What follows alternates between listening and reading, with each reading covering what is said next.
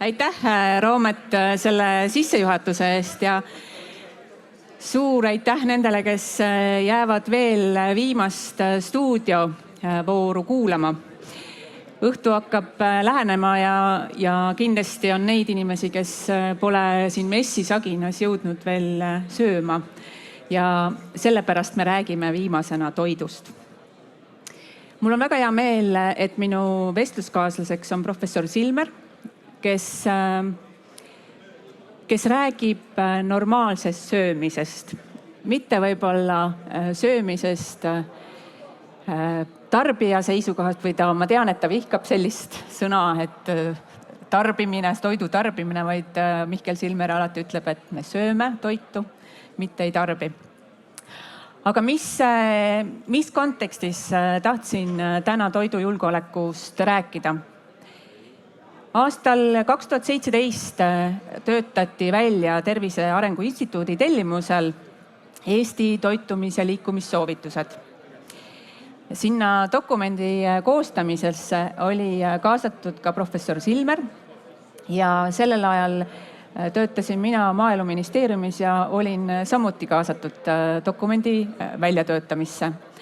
Ja minul oli võimalus kirjutada või olla kaasautor sellises peatükis nagu jätkusuutlik tarbimine. Olgu siis öeldud, et toitumissoovituste aluseks on võetud Põhjamaade soovitused ja Põhjamaade soovitus kirjeldaski, kuidas peaks toituma nii-öelda jätkusuutlikult. Ja sellel hetkel võtsime selle peatüki üle. Selles peatükis me rääkisime tegelikult päris palju sellisest rohepöörde keskkonnast, tänasest keskkonnast. Ehk et kuidas me toitu toodame, milline on see toidukeskkond, milline on see ressursside mõistlik kasutamine. Aga üks väga oluline teema selle juures oli toidu raiskamine. Selles mõttes me oleme täna kuidagi kummalises situatsioonis, et me ühest küljest räägime toidu raiskamisest ja teisest küljest me räägime aina rohkem toidu julgeolekust. Et kui ma ütleksin sõna toit, siis inimestele assotsieerub toit oma mõttes, aga ikkagi selliselt, et me sööme selle sisse ja saame sellest teatud energiavajadused, teatud toitainevajadused selleks, et elada. Ja kui me räägime julgeolekust, siis sellel julgeolekul on ka tähtsus see, et me oleksime kaitstud, hoitud. Aga kui me räägime ühest sõnast toidujulgeolek, siis siin ei olegi võib-olla üheselt arusaadav, mida siis nagu mõelda. Ja ka riiklikul tasandil meil ei ole selles mõttes ära defineeritud, mida see julgeolek tähendab. Kas see tähendab seda, et meil on kaupluses alati toitu külluses, kas meil on põhitoitained või toiduained alati kättesaadavad, kuidas nad on kättesaadavad, kas meil on kodus alati teatud toiduvaru olemas, kas meil on riiklik toiduvaru olemas või meil on tagatud see, et meil on põllumajandus, toimiv põllumajandus ja ka toimiv toidu tootmine. Et selles mõttes riiklikult me oleme nagu teelahkmel, me täpselt ei tea, mida me toidujulgeoleku all mõtleme. Professor Silmer, mida teie arvate, mis on toidujulgeolek? Nii, tere kõigile. Esiteks ma parandan sinu väikese vea, et sa kasutasid sõna, et Mihkel Silmer vihkab. Ei, mul ei ole kunagi vihkamisega pistmist. Kõigepealt ma tahan öelda seda, et sõna julgeolek on mulle alati selline huvitav sõna, sellepärast, et kui aastal 1966 me algatasime protsess Rajaka, mina kirjutasin sinna muusikat, kirjutasin laulu Tuhanded külad Eestimaa, siis tollane julgeolek kutsus mu välja. Ütles, et kuidas nii võib? Ma ütlesin, võib ikka. Mis selle edasi järgnes, selleks mul ei ole aega kirjeldada, aga oma olemuselt olen ma Lõuna-Eesti talupoeg. Isa läks ema juurest ära, vennaga 10-aastaselt hakkasime põldu kündma. Kasvatasime kõike roheliselt, nii et kõik see, mis praegu räägitakse, on juba nii-öelda ringkäik, mida ma tean. Minul oli üks lehm ka, emal õigemini. See lehm metaani ei tootnud. Ma ei seleta, miks, aga las ta olla. Nüüd tulles toidujulgeoleku juurde tagasi, vaadake, iga riik tahab olla mõnes mõttes uhke. Noh, meil on harjunud sellega, et kogu aeg käib jutt, et Eesti on IT-riik ja nii edasi. Ma suhtun sellesse väga hästi, aga ma arvan, et seal on ka juba teatud mahajäämisi. Aga kui Eesti riik suudaks defineerida, öelda, et ta on riik, kes põhitoiduainetega varustab, suudab anda kõikidele Eesti inimestele seda põhitoiduaineid, siis olekski see ju toidujulgeolek. Sellepärast, et ega neid riike maailmas eriti palju ei ole. Eesti tublid põllumehed suudaksid seda edukalt teha. Nüüd küsimus on selles, kogu aeg on selline olukord, et kaupluses on ju kõik saada, et homme on, ülehomme ja nii edasi. Paraku tulevikus ei lähe asi mitte roosilisemaks, sest te ju kuulete raadiost ja televisioonist, et kui öeldakse, et teate, kui elekter ära läheb, siis varuge 7 päevaks või nädalaks ajaks toiduaineid. Oot, kas toidujulgeolek kestab 7 päeva või? Ja mis edasi saab?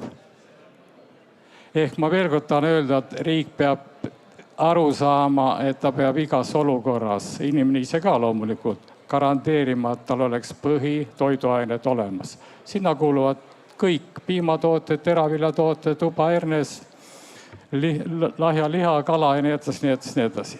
Nüüd probleem on aga maailmas selles, et kui üle maailma räägitakse, et näljahäda on, et ei suudeta kõigile isegi piisavalt toitu anda, siis põhimõtteliselt ka Eestis süveneb üks teine aspekt, mis on toidujulgeoleku puhul väga oluline. Mõned toitained on need, mis on toiduainetes, on kriitilised selles mõttes, et inimene ei pruugi enam neid korralikult saada toidust. Ehk te teate väga hästi, et vitamiin D3, et ta enam läbi ei saa, seda tuleb lause juurde panna. Ja Eesti on samasuguses olukorras, kus tuleb kenasti välja selgitada ja defineerida, milliseid toiduaineid tuleks rohkem tarbida, mida tuleks rikastada, et saaks neid kriitilisi toitaineid. Kui keegi arvab, et teate, see on pisiasi või saab kuidagi. Oot, head sõbrad, meie haigekassa võlg järjest süveneb. Mida kriitilisemaks jäävad meil teatud toitained, seda rohkem on ka, kui ma lihtsa näite toon, kõikvõimalikke haigusi, mis tuleb ühiselt kinni maksta.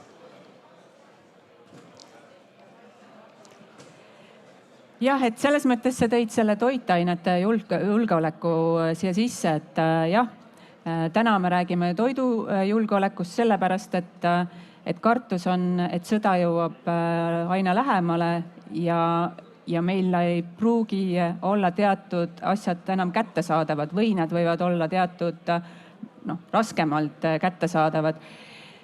Et millised on need toitainete kättesaadavuse teemad, et millised on need probleemid, mis juhtub siis, kui me ei saa toitaineid piisavas koguses teatud aja?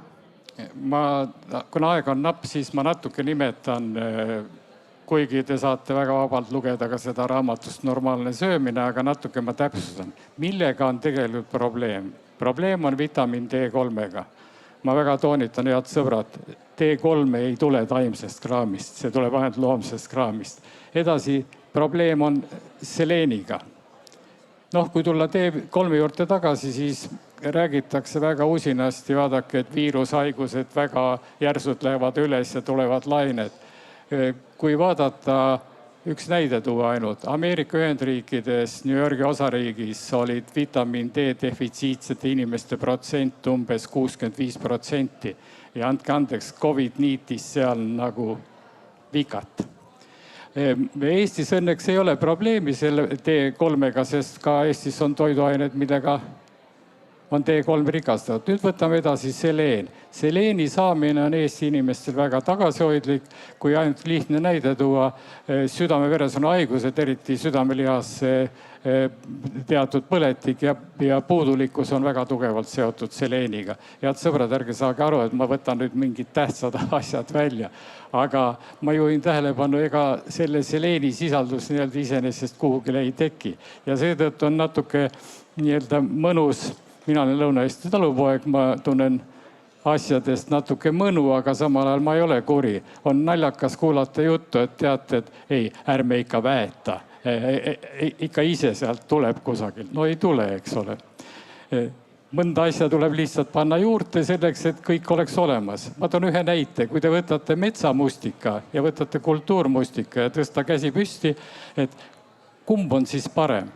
No ma usun, et 90% ütleb ei, ikka metsamustikas. Mina olen teadlane ja kunagi me määrasime üle kõikidest Eesti regioonidest metsamustikat ja ka kultuurmustikat.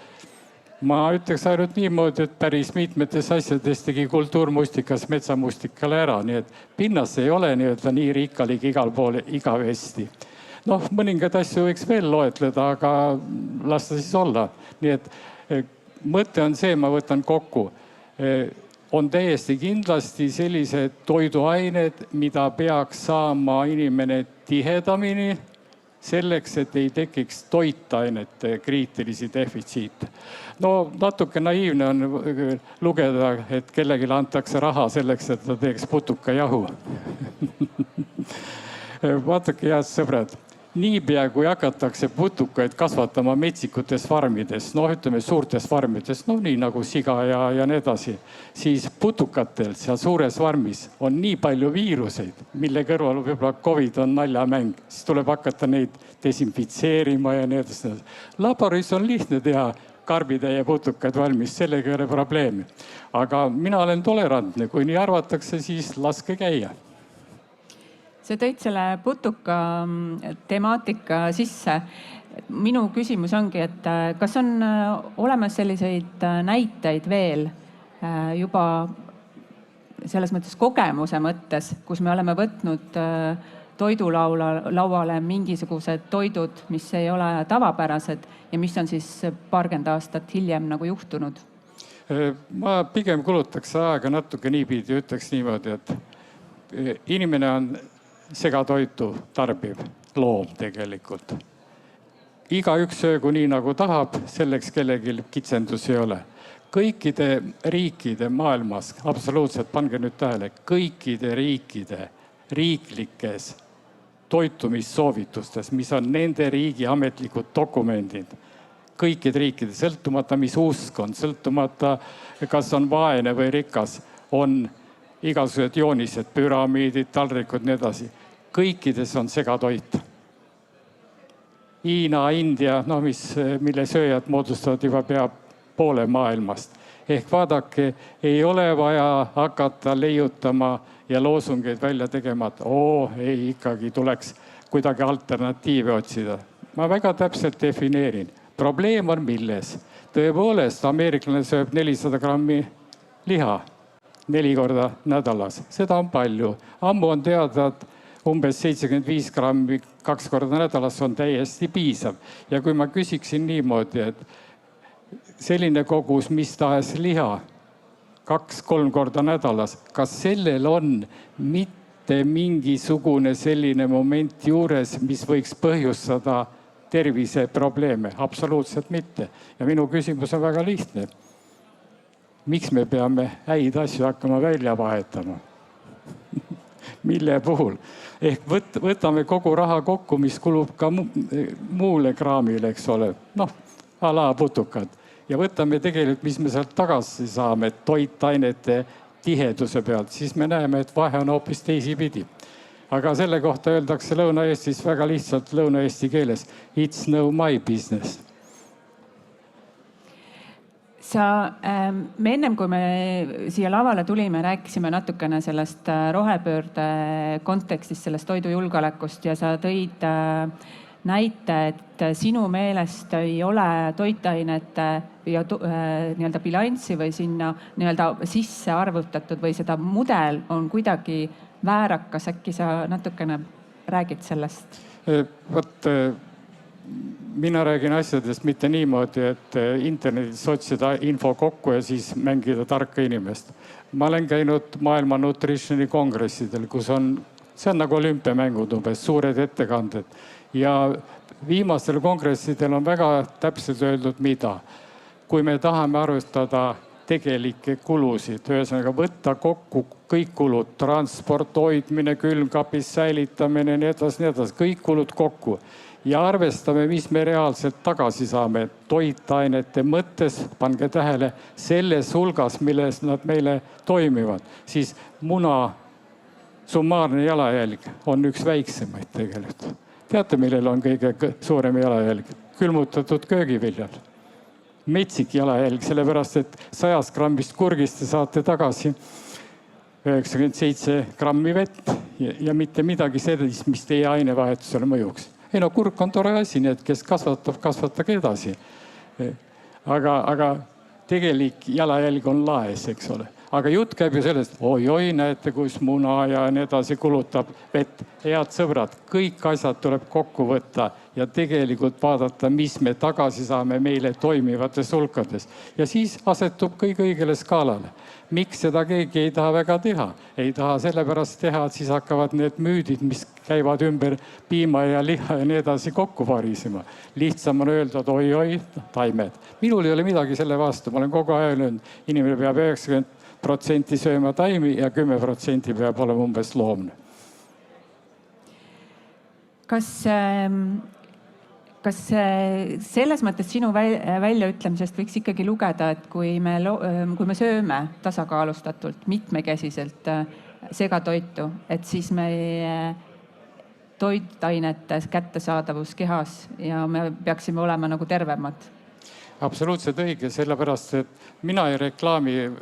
Aastal 2003 sai juba kirjutatud normaalse söömisraamat ja seal on 7 leheküljel, 13-20 on kirjas üks elegantne asi, mis on ka meie toitumisjuhendites kirjas. Seal on natuke lühendatult, et kui inimene teatud toiduainete gruppi sööb, eks ole, teravilja esindajad nii edasi, ma ei hakka siin kiiresti lugema, siis ta ei pea hetkegi muretsema selle pärast, kas kõik saab kätte, kas kõik on õiges vahekorras, kas on piisavalt nii edasi. Selleks tehaksegi riiklikud toitumissoovitused.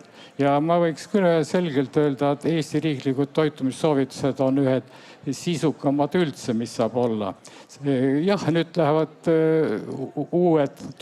uued ei tähenda seda, et vana on kuidagi halb, vaid mõningaid asju täpsustakse. Ja Eesti riiklikes toitumissoovitustes taga on väga suur osa, inimesele on mustvalgelt ette näidatud, et kui sa sööd seda kogustega, siis sa saad need ja need asjad kõik ilusti kätte.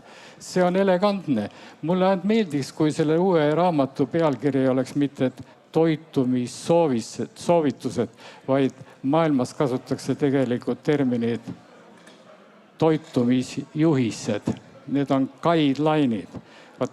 Arstil on guideline juhised, eks ole, guideline ehk juhis. Et auto juhtimise või traktori juhtimise õpetuses ei öelda, et siin on traktori juhtimise juhised või soovitused, vabandust, siin on juhised, eks ole. Nii et keeleliselt tuleks natuke ka korrigeerida, aga ma julgen veel kord öelda, et nüüd need ka täiendatud Eesti riiklikud toitumisjuhised on kahtlemata materjal, mis on suurepärane. Ja sa ütlesid ühe väga toreda asja. Me võime rääkida maailmas, ma tean, miks inimesed räägivad loosungitega tollest pöördest, sest on vaja projekti, on vaja raha saada, on vaja tõestada, et vot see minu värk on kõige parem.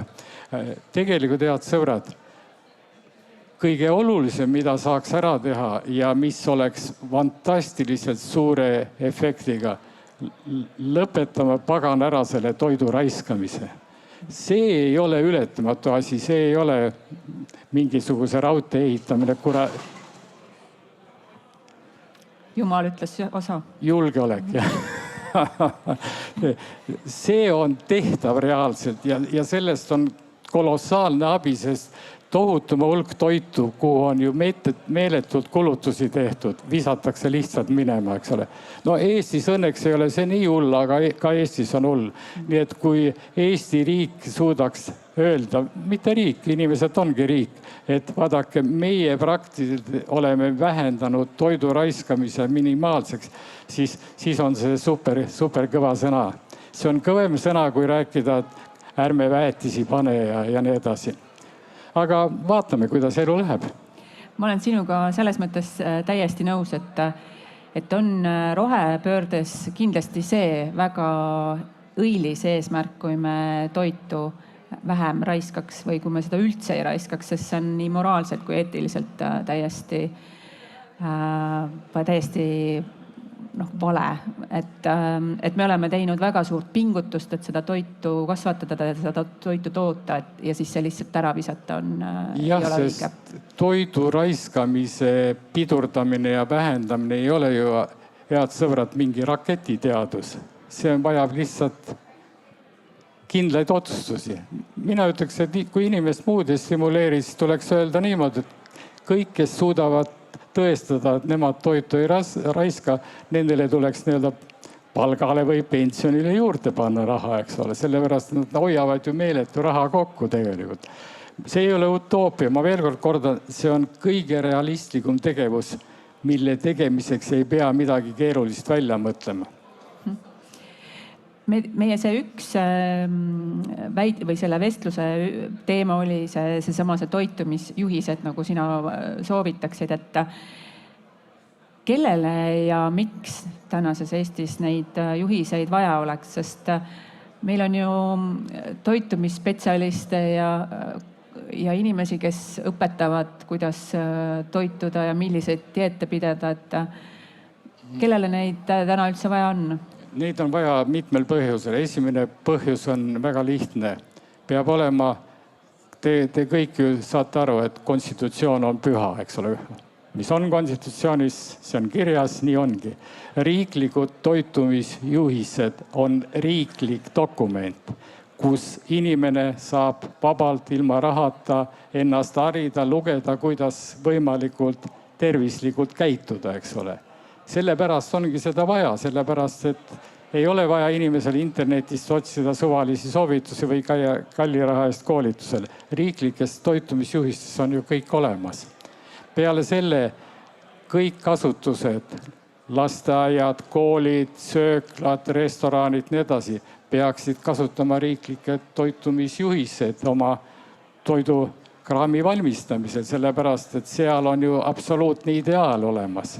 Muuseas, mõnes riigis juba seda väga tõsiselt kontrollitakse. Kui on riiklik dokument, siis minnakse külla ja öeldakse, vastavasse ettevõtte öeldakse, aga miks te ei tee selle järgi? Vaadake, selleks on vaja. Ja peale selle veel, inimesed hoiavad meeletult aega kokku. Nad saavad ühest dokumendist lugeda, pange nüüd tähele, täpselt nii nagu on.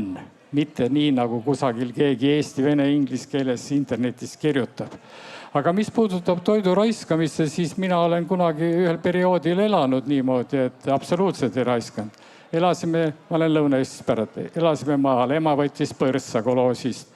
Meie vennaga siis külvasime, kündsime kahekesi, midagi ära ei visatud, leiba küpsetasime ise, kapsast tegime ise.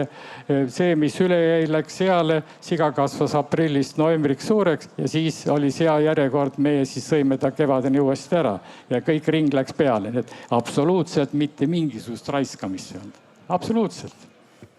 Nii et kõik on mulle nagu tuttav. Et selles mõttes sinul on näide sellisest õigest ringmajandusest? Paraku ta nii on, jah. Aga ma saan nüüd või ütleks veel seda, aga praegu, kui käe ma südamele panen ja elan ju Tartu linnas, eks ole, töötan Tartu Ülikoolis arstiteaduskonnas. Kui minu käest küsitakse, et Mihkel Silmer, kas sina siis praegu ka mitte midagi ära ei viska, siis kurvastuseks pean ütlema, ikka viskan küll aeg-ajalt midagi ära. Sest ei ole lihtsalt kuhugi anda, eks ole.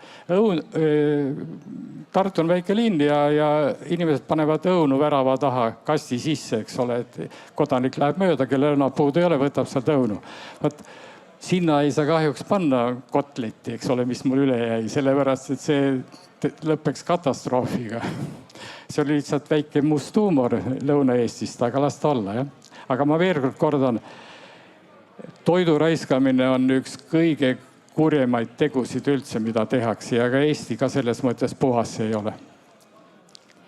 Ma viin selle jutu korra veel meie esimesele mõttele, selle toidujulgeoleku temaatikale ja kuidas sulle tundub, kui kui sa vaatad neid 2017 aastal välja töötatud toitumissoovitusi, kas meie oma Eestis, kasvatades siis kõik siinsamas, kas me saame tegelikult kõik toitained kätte ja kõik need toiduained kätte, mis seal soovituses on välja toodud? Põhimõtteliselt saab kätte, välja arvatud probleem tuleb pisut vitamiin D3-ga, sellepärast et me ühtepidi, see ei aita, kui me päikse käes oleme vahet pidamata, aga siis ei ole teki piisavalt. Teistega ei tule põhimõtteliselt küsimust, võib-olla mingil määral ka väga pikkade omega-3 rasvhapetega, juhul kui inimene siis kala üldse ei söö, aga põhimõtteliselt mitte, jah. See on Eestis tehtav ja kindlasti. Et põhimõtteliselt me saaksime öelda edaspidi, et toitumisjuhised kohaliku toidu baasil?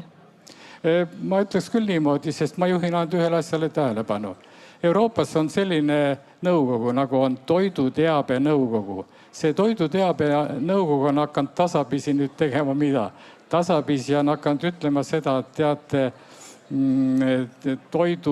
toitainete tihedus on ka metsikult oluline ja ta on nihutanud nüüd toiduainete tihedusest ka väga tugevalt esiplaanile muna, lahjaliha ja piimatooted, eks ole.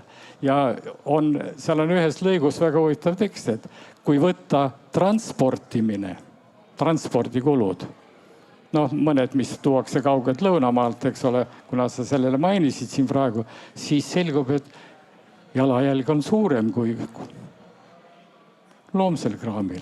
Nii et vaadake, minu kreedo on kogu aeg väga lihtne. Mina ei ole kuri, ma ei ole tige, aga ma räägin asjadest täpselt nii, nagu on. Minu ainuke soovitus on see, et need, kes väga räägivad kõikvõimalikest jalajälgedest, istume maha ja arvutame tegelikult välja kõik, mis tekib ja võtame kõik, mis me tagasi saame ja jagame selle sisukusega läbi. Ja siis te näete huvitavad asju.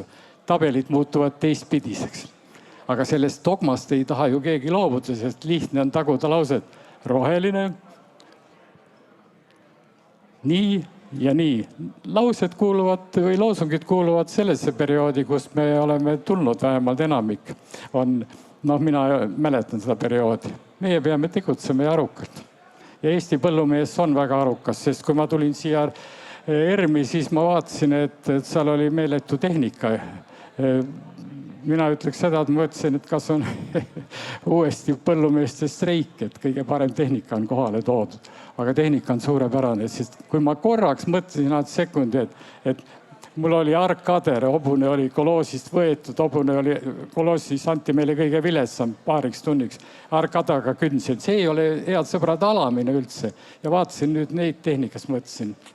Ma kasutan venekeelset väljendit selle tehnika kohta.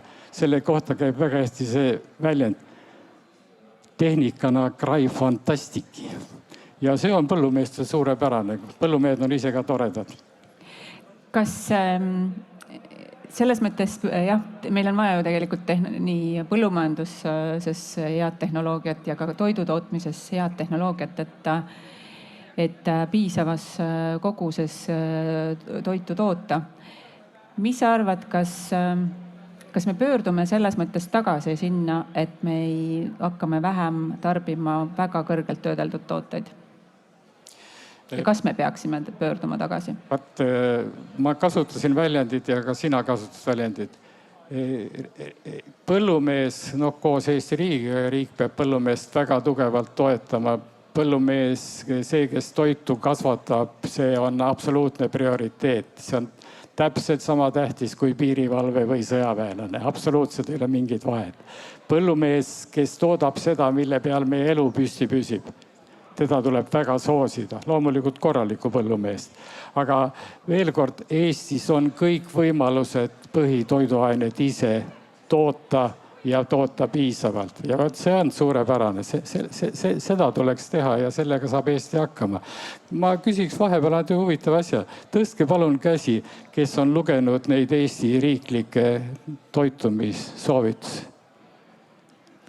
no ma näen, et 4 naisterahvast on lugenud, 1 meesterahvas ka. Mul on hea meel, et 4 naisterahvast ja 1 meesterahvas, sest kui naisterahvas loeb toitumisjuhiseid, siis taarib kogu suguvõsa pärast edasi. Kui meesterahvas loeb toitumisjuhised, siis ta jätab selle enda teada ja mõtleb, et võib-olla ma isegi teen niimoodi, aga ega ta ei räägi sellest. Mul ei ole sugude vastu midagi, aga ikkagi sellest saalist ainult 5 tükki. Mina küsiks selle peale, et palju teist on üldse kuulnud toitumissoovitustest? No täna kuulsid. No nüüd kuulsid, aga ennem seda. Ja Äripäev kindlasti kirjutab, et on olemas Eesti riigi toitumisjuhised aastast 2017. Selle kohta ma ütleks toredasti, et vaadake, Rajaka ajal saime me nii kuulsaks, et julgeolek ei julgenud, pange tähele, julgeolek ei julgenud ülikoolist välja visata. Tolle oli see maru lihtne. Kõik sõjaväkk ja nii edasi, kuna kardeti mässu. Seetõttu minul sai kuulsusest kõrini, ma otsustasin teisi kuulsaks teha. Mul sai kõrini ka sellest toidualasest inforumalusest aastaks 2003, mis oli kõikides keeldes. Küll oli fruktoos suurepärane, küll oli margariin suurepärane ja seepärast ma kirjutasin raamatu Normaalne söömine 2003. Ma nüüd teen teise eksperimendi. Tõstke palun käsi, kes on lugenud raamatut Normaalne söömine. Ma näen, et 3 inimest. Õnneks on 2 inimest, kes on lugenud ka riiklikke toitumissoovitusi. Selle raamatul ei ole üldse reklaami tehtud. Me leppisime kokku, et reklaami ei tule. Just tegime. Nüüd tegime, jah. No, kuna 2003, eks ole. Aga milles on küsimus? Ta müüb korduvalt kordustrükke. Ta on bestsellerite tipus, aga kirjastusega kokkuleppe arve ei avalda. Ja mulle ütles kirjastus Avita direktriis väga toredasti, Mihkel, et mul on 2 raamatut, mis vaikselt, aga kindlalt müüvad. Ütles, et ma ütlesin, mis need 2 on siis. Ütles, et üks on Jussikese 7 sõpra. No ta hakkas naerma, siis ütles, et teist sa kindlasti tead, teine on Normaalne söömine. Kahtlemata, sellepärast, et ma väsisin ära telefonikõnedest, meilidest, kõikidest väljaannetest. Mihkel Silmer, mida teie selle kirjutuse kohta arvate? Mida te selle? See on absoluutselt mõttetu. Aeg-ajalt tuleb kirjutada raamat. Noh, söömisele tuli järgi Normaalne joomine ja Rajakas.com koduleheküljel on ka 3. triloogia raamat Normaalne abielu.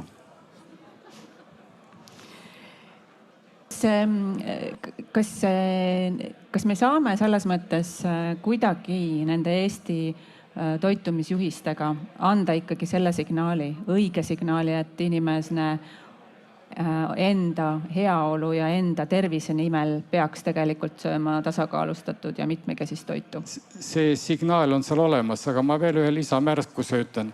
Saksa ja mitmete riikide teadlased tegid väga põhjalikud kalkulatsioonid arvutust välja. See on üsna äsja ilmunud dokument, ei pea hakkama otsima, ma refereerin, kus arvestati välja, et kui tarbida loomset toidukraami mõõdukalt, noh mitte Ameerika kombel, meeletult palju liha iga päev, siis ja taimsed rikkalikud loomsed mõõdukalt, siis praegustes tingimustes ollakse ära suuteline toitma peaaegu 11 miljardit inimest. Nii et kui keegi räägib, et teate ei saa, et ainult teisiti saaks, siis ta kahjuks valetab, sest see on suur teaduslik analüüs, mis on tehtud.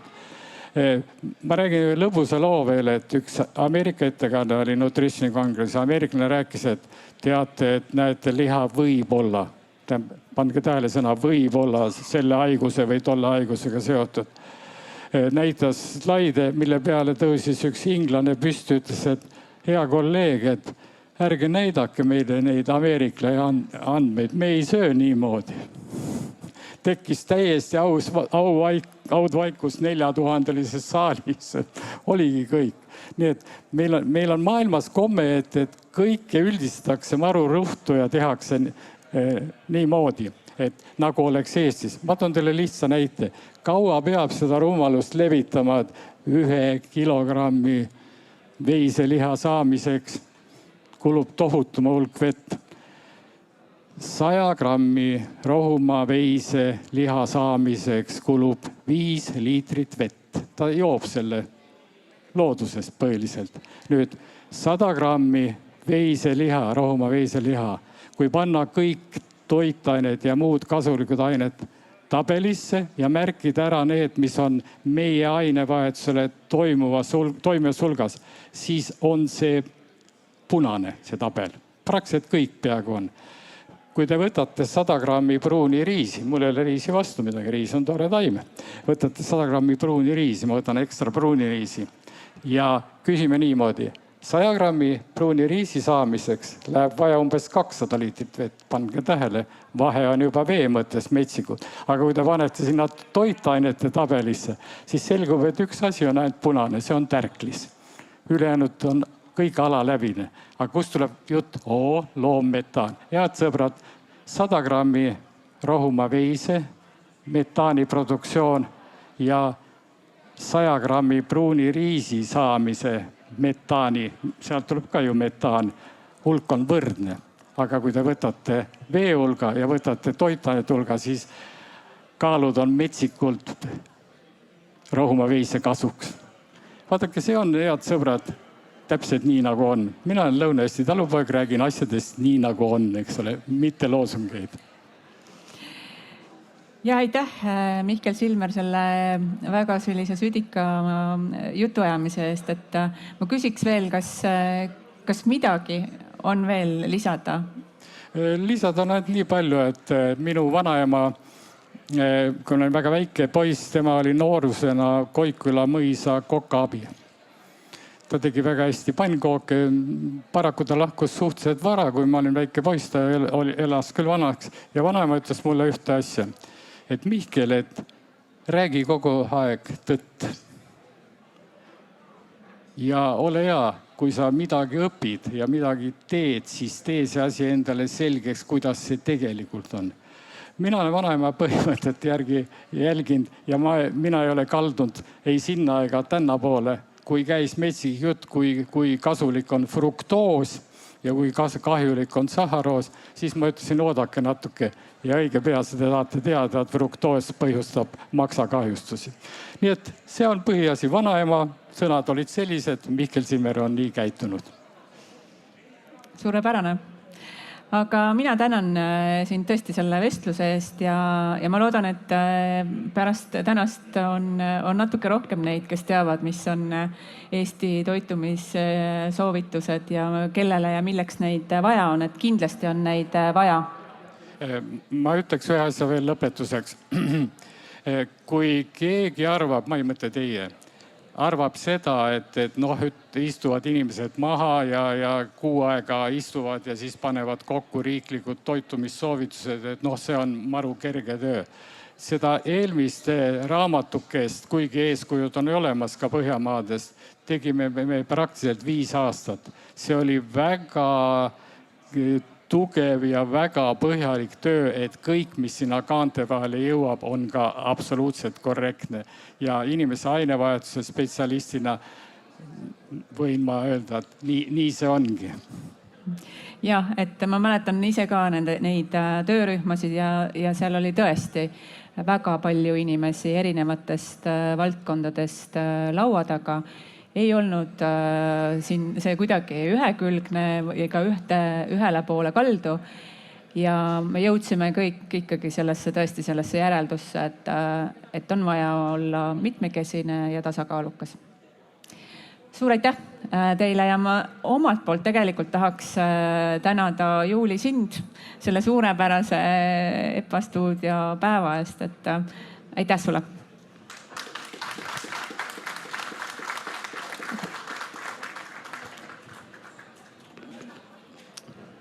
Kannel sulle ka. Aitäh. See on väga tasakaalustatud kõik.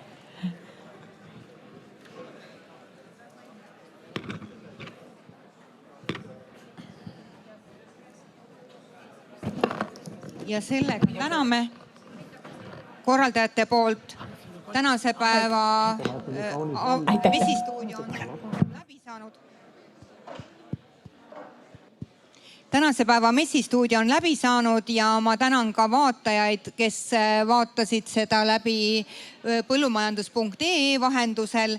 Jääge ikka meid kuulama ja kohtume juba homme messil, aitäh!